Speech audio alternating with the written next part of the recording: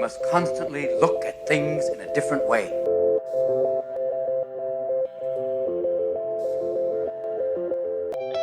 The Healthcare Education Transformation Podcast was created by two physical therapists out of the desire to learn more about the different educational roles in physical therapy and healthcare, and how healthcare education works by talking with educational leaders and people with different perspectives within physical therapy and across interdisciplinary lines on how education can be improved to disrupt the status quo of healthcare education. This is our journey, and thanks for listening.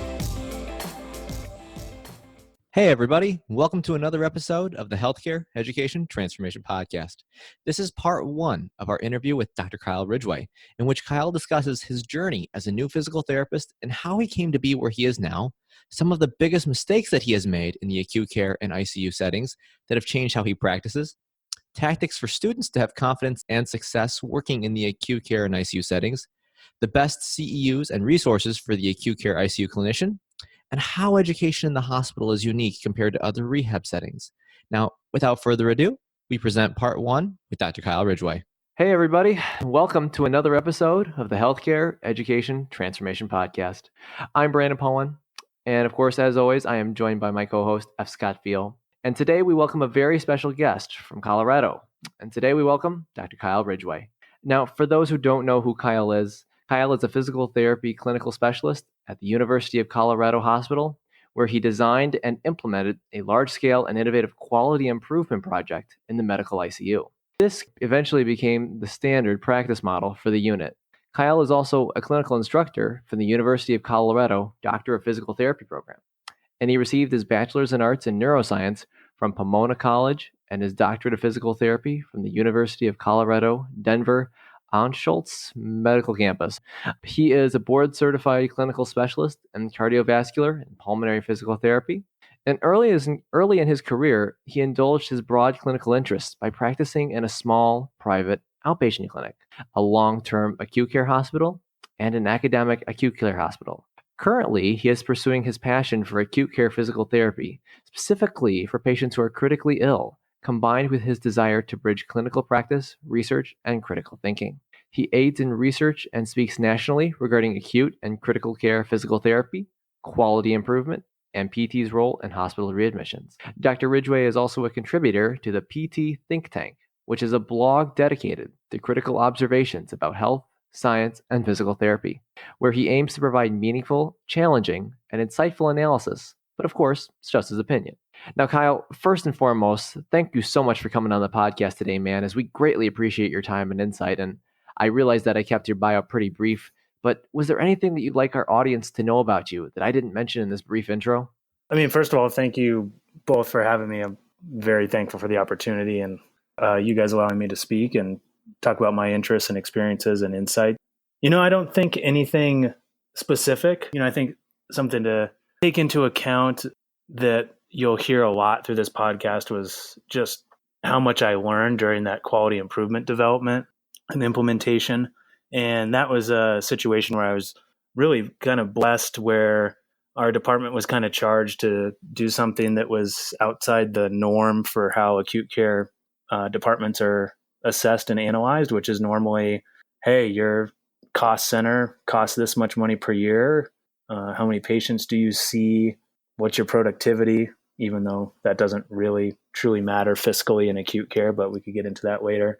And so I was given the opportunity to kind of design, implement, propose, and assess this quality improvement project that was funded by our hospital. So I got to be in this cool space where 50% of my time was clinical and 50% was administrative, and that included education, teaching, collaboration with a bunch of different professionals and PTs. So that's kind of the 30,000 foot view on the background of that QI, but that was really kind of formative in my development, a lot of my thinking and learning from a lot of mistakes, of course. So besides that, I think the introduction is quite accurate and hopefully clear.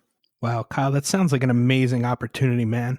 Could you tell us a little bit about how you decided to go down the route of acute and critical care rehabilitation? Yeah, absolutely. It's a bit of a winding road, and so I thank you for allowing me to elaborate. I actually, and I think I'll start at the beginning, so I'm sorry if this sounds like a little mini biography, but a lot of my colleagues in acute care kind of had this similar winding road, and I think it's pretty cool. So, I actually knew I wanted to be a physical therapist when I was in high school. I was an athlete, played football, played baseball, actually ski raced a little bit. And I was super into kind of like athletic training, sports performance, all that kind of stuff. And I was lucky in that the athletic trainer for our high school was a physical therapist, and he owned his own practice. And so I would talk with him a lot, and he just encouraged me to go down the route of physical therapy. He was like, personal training, sports training, athletic training is not as broad of a field as physical therapy. He believed in my academic ability, said, you're a pretty smart kid. You should go for it. So I said, okay, cool. I'm going to become a physical therapist. I mean, literally, that was how much thought went into the decision. I'm not even kidding you. So before I even went to undergrad, I knew I wanted to go to PT school, go to graduate school. I knew I wanted to do the doctor of physical therapy route. I started researching that. My dad helped me. My dad's a real maximizer, so I can give him full credit for that, helping me to find the right way. And I mean, honestly, my goal from time point zero was I want to do outpatient. I want to work with high school and college athletes. I want to own my own practice. I mean, I was kind of shooting for what this guy had done. I mean, this appealed to me. I had a pretty bad knee injury when I was in college. I tore my ACL, MCL, part of my LCL, my lateral meniscus, had to have a couple of knee surgeries, and basically around 2 years of PT straight. And that kind of sealed it for me. I was like, man, I really want to do this. This seems cool. I could do this every day. So I went into PT school very biased and very wanting to kind of go private practice, manual therapy, sports. That was like my sniper focus. Luckily though, I made kind of the best uninformed decision that I ever could in undergrad, and I majored in neuroscience. And that really, I'm so thankful for, because it broadened my horizons, but it also opened up my interest to other things. I was really, really into neuroscience. And so going into PT school, I kind of already had this little itch of like, wow, this is kind of cool. And then when I got to PT school, kind of every course that I took or that I was exposed to, I kind of became interested in. And I was really, really lucky in that I got to have a lot of very cool research and clinical experiences when I was in grad school. And kind of the first one that started to nudge my path in a different direction is I was able to do a 8-week clinical in outpatient pulmonary rehab that was run by PTs. And so that was like a cool intermixing of like some didactic things I had been interested in, where I was like, wow, this medical stuff, this cardiovascular and pulmonary stuff is kind of cool, but I'm really kind of an outpatient guy. So that was the first blend of it. And quite honestly, I was doing anything I could to stay away from hospitals. I was terrified of them.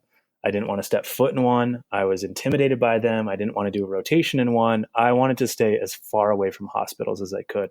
And luckily, PT school is designed with some intent and some purpose and some forethought. And we had these experiences during one semester where we had to spend 1 day a week in clinic, and you had to do 5 weeks in an inpatient setting and 5 weeks in an outpatient setting. And I was at an acute care hospital. And I remember my third week, I spent part of the time with one CI, part of the time with another, and I was on like an orthopedics floor and a neuro floor. And then we went to like a neuro ICU. And I remember like the third week, I was leaving the hospital, and I was like, whoa, like, I really like this. This is kind of cool. Like, but I'm not supposed to like this. I'm not supposed to like this. And didn't think much of it, actually. It was just kind of intrigued. And then I got really into research, and I had this opportunity at University of Colorado, Denver. They had the opportunity where you could do what was called a research clinical rotation. And what that entailed was half the time you were in clinic, half the time what you were with one of your professors, essentially being a research assistant, learning about their kind of research agenda, assisting them. And then you would be in kind of an analogous setting for clinic. And because I had already set up one of my other rotations in an outpatient orthopedics clinic, I could not do a research rotation surrounding orthopedics or sports or outpatient. And so one of my professors was actually just getting done kind of collecting data on a pilot of kind of early intensive physical therapy for patients who had been mechanically ventilated for greater than 7 days. She was collaborating with a critical care physician, and they had just gotten some very high level funding for a 5-year randomized control trial on a similar topic. And then I got to do my clinical portion in a long-term acute care hospital, and it just totally changed my trajectory. The thing for me is I was drawn by the complexity and the day-to-day challenges, but really the teamwork too. Having grown up playing a lot of sports and done a lot of team things, that teamwork thing really drew me in, as well as the constant learning. I mean, if you work in an acute care hospital or any type of acute setting, medical setting, like there is literally always something new to learn. And that really kind of initially drew me in. And so that's kind of how I got there. But being stubborn like I am, for the first 3.5 years that I practiced, I kind of practiced in this private outpatient clinic and the acute care hospital before I fully pivoted. And that was just kind of based upon our hospital was growing. It was a good time to go full time. I was going to be able to work mainly in critical care environments. So all that was kind of sealed by the ability to also treat within that randomized control trial. I was lucky to treat within it for 5 years on the treatment arm of the study, where I would just learn so much about research and clinical practice and how the two interface. So kind of a long story, but kind of what a lot of my acute care colleagues have, where, you come in with this one perspective and you're kind of drawn to it for a lot of different reasons. And, at least for me, if you have the right perspective, and I think this is really true for anything in healthcare, any setting, or really any human endeavor, nothing is ever the same in the hospital, man. It's all new. It's exciting. It's challenging because it's just fast paced and complicated. And of course, we all fall into the traps of thinking and labeling that prevent us from such a perspective. But I just found, for me, foundationally, acute care and critical care, it just naturally tore those walls down. And so that challenge and constant growth were huge, huge motivators to me of like, I tell people all the day, or every day, I'm never bored at work, man. I'm never bored. And I'm like, even when I'm tired and I don't want to be there and don't have a good attitude, I always learn something. It's never dull. And I'm always being challenged, and I'm always getting to see really kind of, even philosophically, really interesting stuff. So, I could probably talk for hours on that, but that I think is all in all kind of why I ended up going that route. Interesting, Kyle. And, kind of with that being said and all those kind of things, what was your experience like kind of the first year you came out? Like, what are some of the things that you went through at that time that kind of changed a couple of ways of how you practice and such? Yeah, it's a great question. And again, it's probably a question that could be its whole podcast.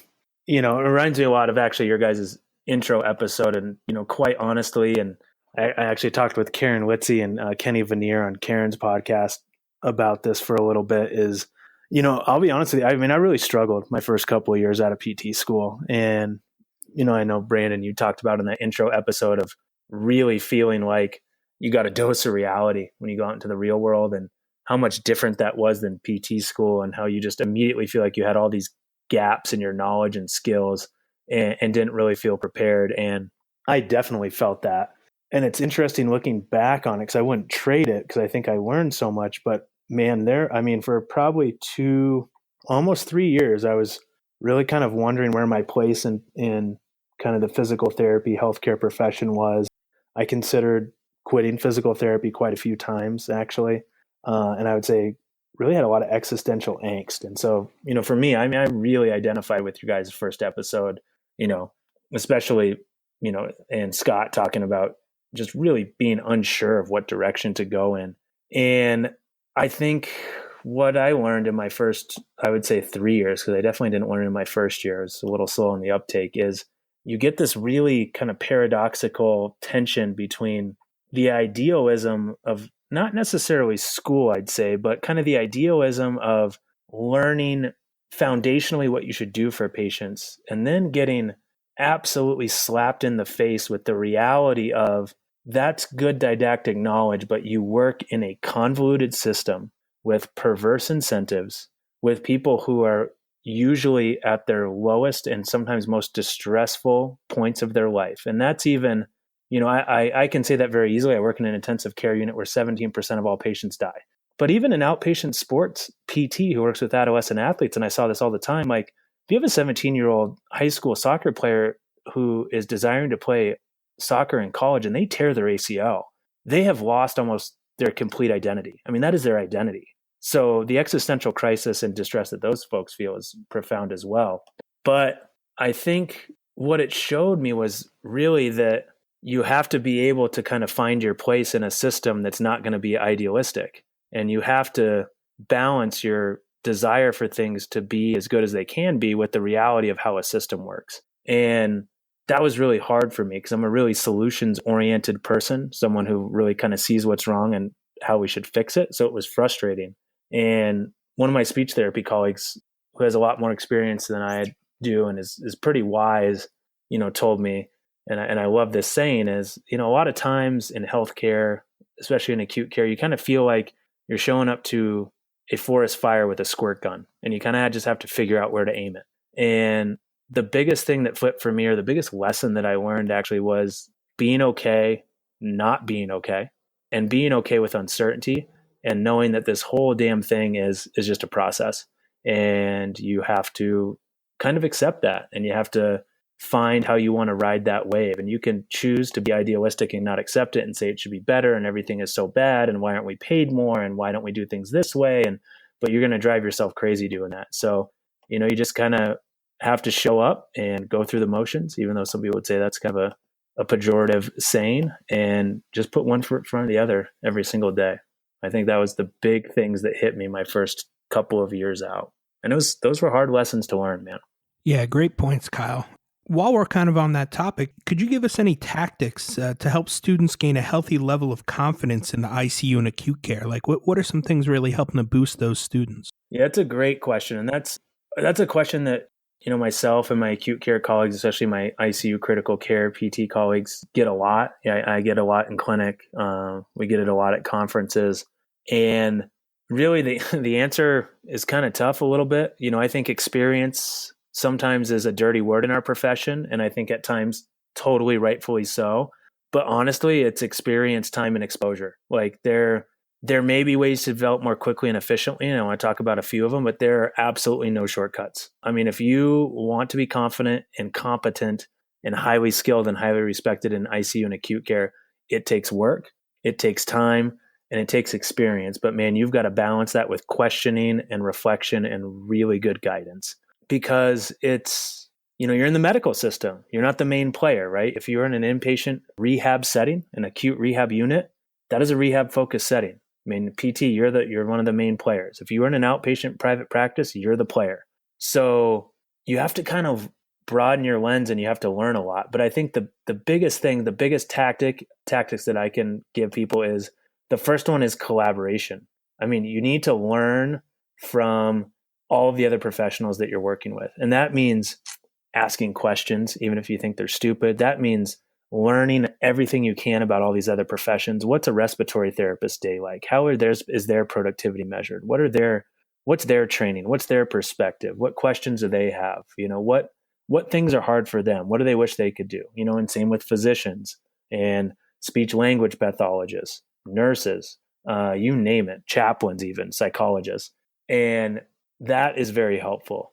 But really, the bigger thing is being able to broaden your horizons, or your context, or your lens, I guess I would say, and be able to better understand how the hospital itself works.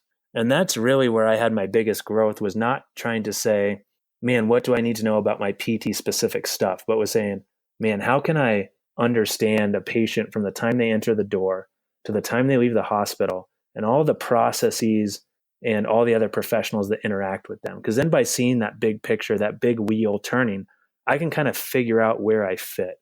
I can kind of figure out who's really good at what and kind of where my expertise lies. And I think that's where acute care and especially critical care are really good, because they very profoundly illustrate to you where you are not the expert. I mean, every single day I'm talking to people and I'm like, oh man, I really don't understand that like I thought I did. That's a really good point. Or, wow, I don't really know what you're talking about at that level of detail. You seem to know infinitely more than I do. But the flip side is, it kind of empowers you a little bit to say, like, wait a second, but I know a lot about this thing, and why aren't we doing this thing? So if I had to give like pragmatic tactics, I would probably say interact and collaborate with all the professions, attempt to understand their knowledge, their training, kind of their role, but also their needs and their blind spots, because that's where you can kind of be helpful.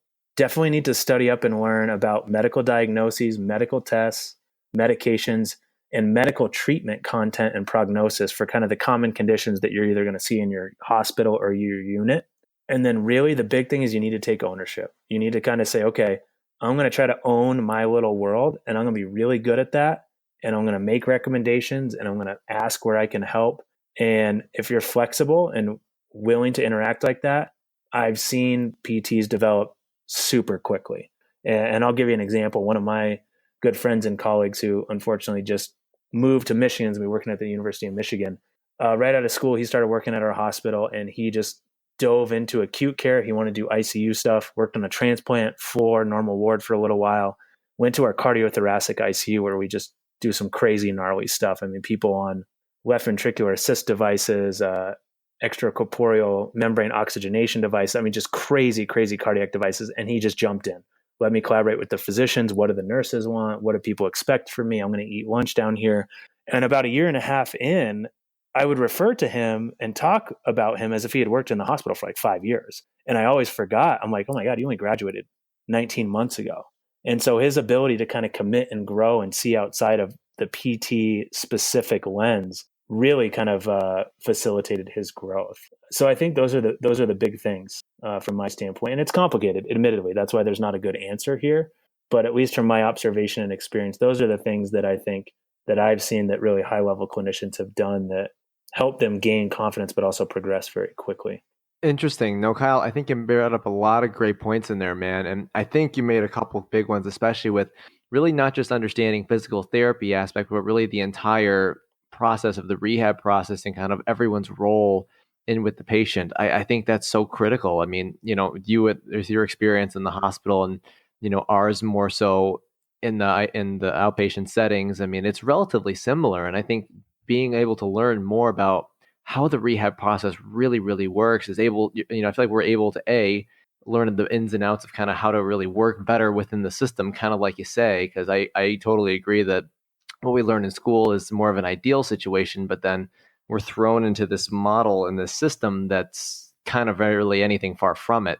And I think that in that regard, I think you made some good points. And, my next question to you, Kyle, is, of course, for that newer clinician who's going into acute care or ICU, besides what you've mentioned already, are there any other tips that you would really recommend for that new grad about to start working in the acute care ICU setting?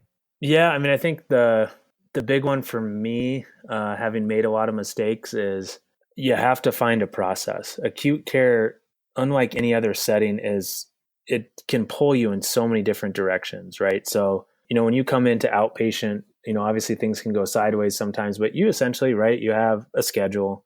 You basically know when people are coming in. You basically know how long you should spend with them. You basically know who you're going to see that day in what order. And that's never the case in acute care.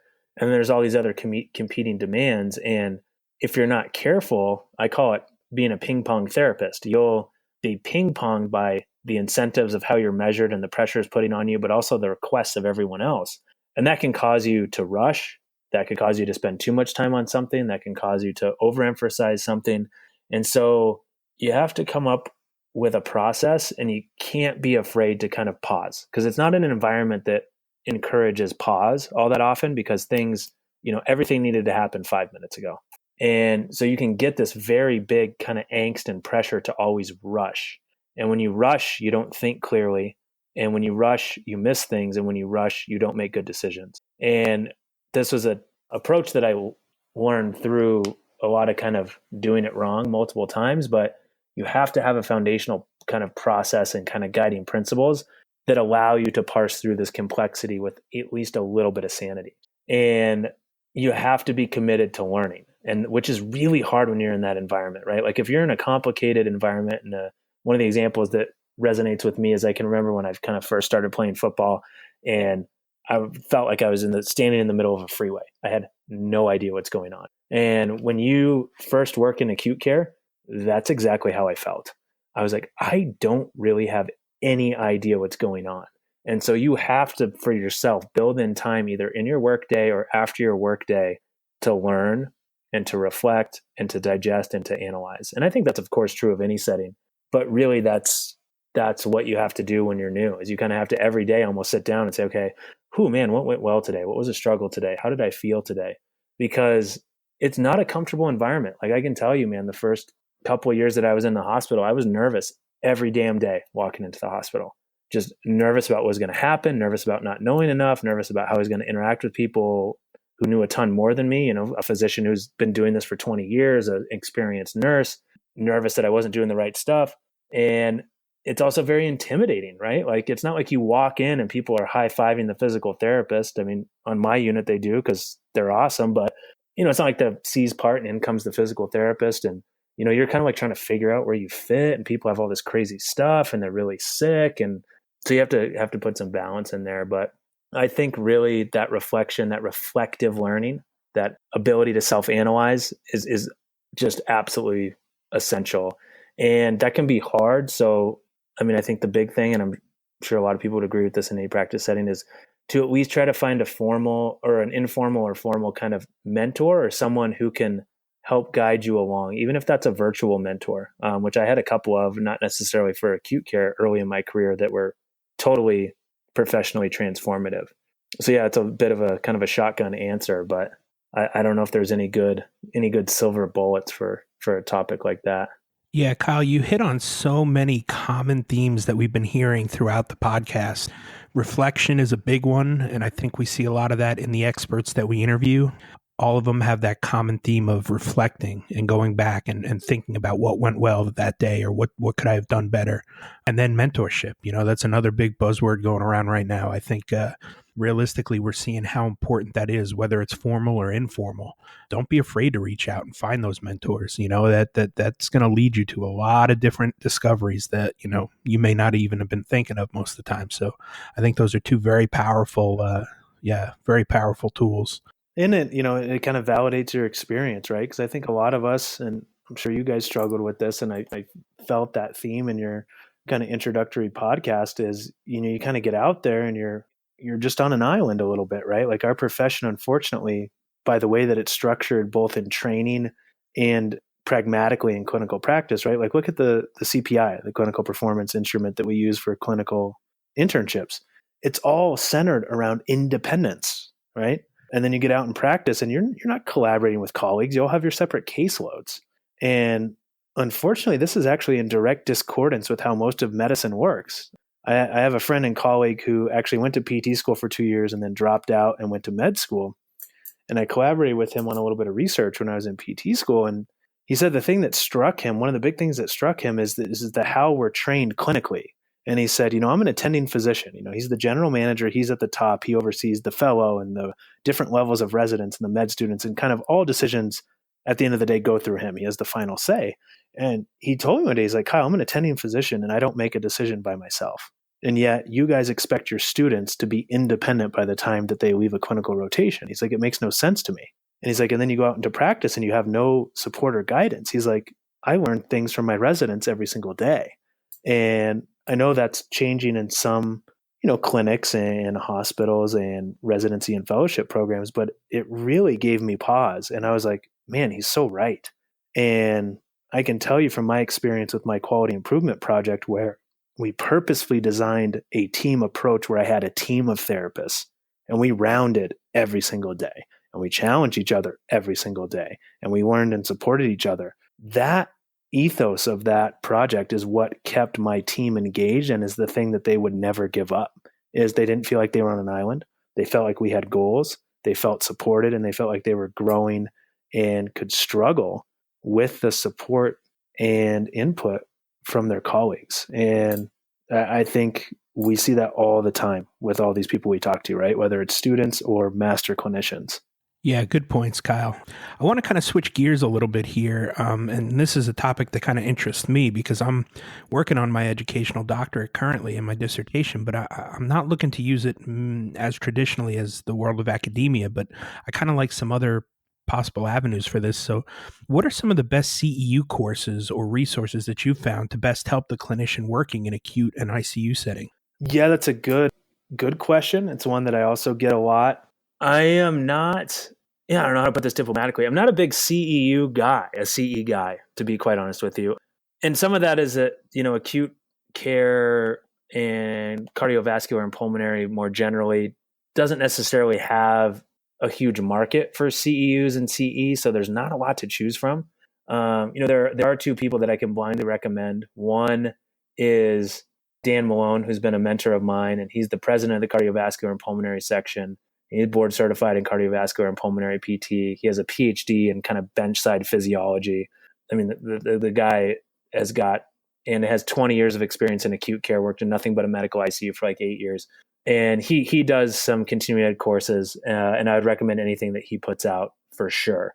The second lady is Chris Perm, and she works in Texas, and she's been super involved in the acute care and cardiopulm section for a long time. And she's been working in a kind of cardiovascular ICU since the 80s, and she's world expert. I mean, if there is a if there is a roundtable world convention expert consensus on anything related to rehab and PT in the ICU, she's on the call list. So I would recommend anything by them. Other things I'd recommend is the acute care section does has listservs for its members. They have a critical care listserv and emergency department, total joint, where you can do some discussion. I found CSM to be very helpful. The tough part about CSM, of course, is those are 2 to 4 hour educational lectures. So they don't have the depth that like a weekend CEU course would have or something like that.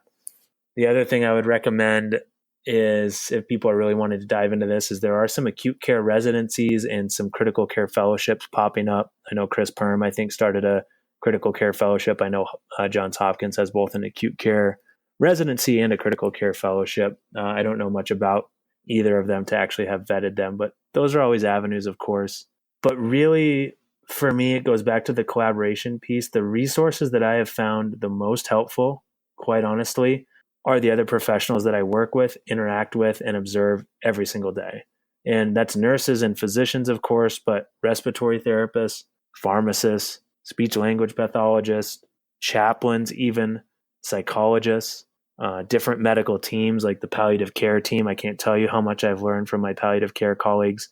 Those guys have probably taught me more about what I do and what I can do than any PT course that I've taken.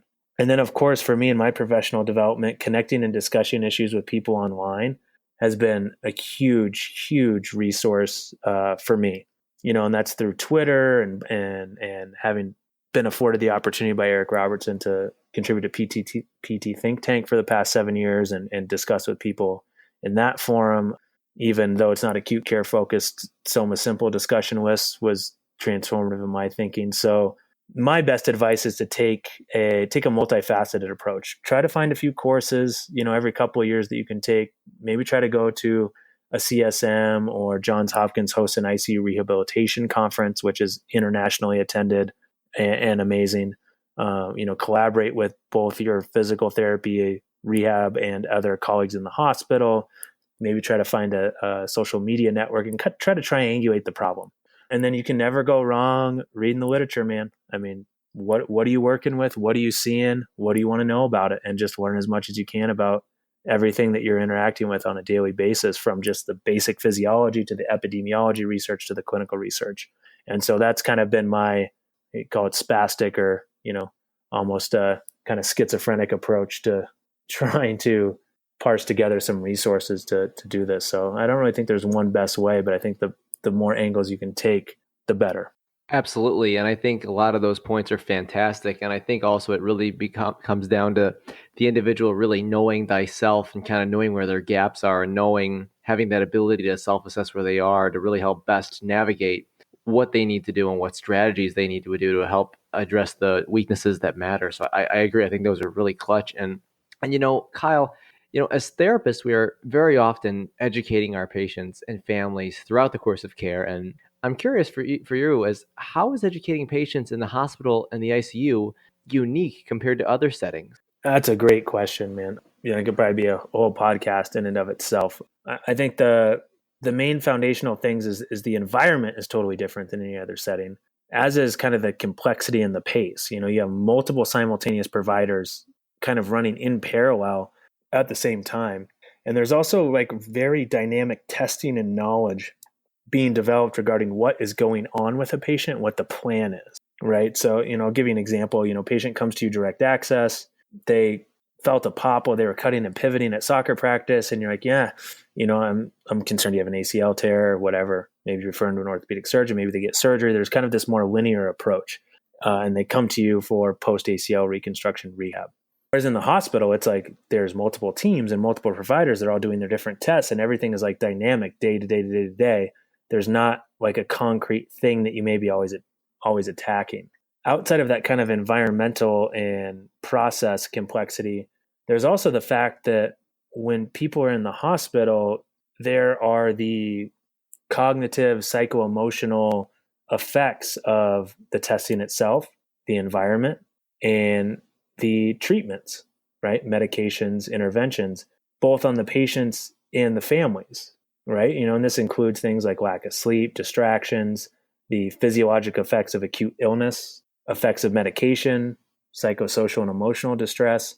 So you could probably argue that for many, if not most, that this is not an ideal environment or situation for teaching and learning. Now, that being said, you may have a captive audience, right? I mean, you are in a very, very crazy, potentially unique scenario where you may be primed to really be observing and taking in information. But it's a challenging environment. And so I think the big thing is you have to interface with all of these things that are going to affect the people's actual cognitive abilities, right? Lack of sleep. There's great research on how lack of sleep affects attention, cognitive abilities. I'm going to guess ability to learn, although I don't know that literature very well. I'm sure Scott might be able to theorize a little bit in that regard, given his expertise. But then you take into effect medication effect, actually the effects of the whatever deranged physiology they have, the psychosocial and emotional distress. And so I think what's really unique is all of this complexity spinning around and trying to figure out when, what, why, and how you're going to educate someone. And then that becomes a big challenge, of course. And then you throw into that, of course, every setting has its range of patients that you're interacting with. But, I can interact with someone who speaks no English, to someone who has a PhD in chemistry, to someone who is homeless and has a 4th grade education, to someone who has no health literacy and has certain beliefs around healthcare. And of course, everybody interacts with different people, but the acute care hospital is just such this amalgamation of range of people. It doesn't discriminate. It really doesn't discriminate. So then you throw all this individual patient-to-patient complexity, and then you have the diagnostic complexity, where it's like, wow, like I'm not just working with, even though you take my ICU, I work in a 24-bed medical ICU. All the ICUs in our hospital are fairly specialized. So we have medical ICU, surgical trauma, burn, neurosciences, cardiac, cardiothoracic, all these different ICUs, burn. But even within our ICU, man, the range of diagnoses is even so not homogeneous, heterogeneous, that there's just too much to know. So I think the big thing is the complexity, the environment, the pace, the dynamic nature of knowing what's going on with the patient, which can change minute to minute, and then all the effects of medication treatment and that treatment environment on the patient and family. So there's not just one thing, which is probably a theme of my acute care experience. Thank you for attending class today, and we hope that you learned something and gained value from the content. If you'd like to schedule office hours with us, feel free to add us on Twitter at HET Podcast, on Instagram, HET Podcast, on Facebook, the Healthcare Education Transformation Podcast, and the homepage, healthcareeducationtransformationpodcast.com. And for those of you following along in the syllabus, extra credit can be obtained by liking us, sharing us, and leaving a review. Let's continue our journey up Mount Educational Success as lifelong learners.